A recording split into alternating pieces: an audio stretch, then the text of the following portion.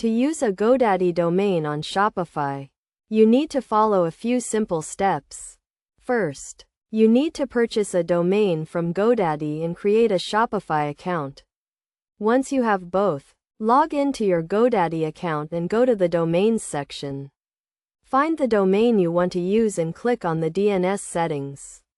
In the DNS settings, you need to add a new record, specifically a CNAME record. The name should be www and the value should be shops.myshopify.com. Replace My Shopify with your actual Shopify store name.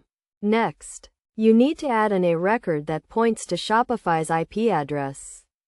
The name should be empty and the value should be 23.227.38.32. After adding these records, go to your Shopify account and navigate to the online store section. Click on Domains and add a new domain. Enter your Godaddy domain and click Verify Connection.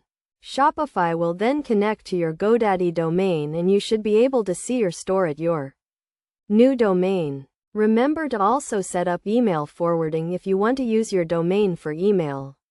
Godaddy and Shopify both provide email forwarding services that can be set up in a few minutes.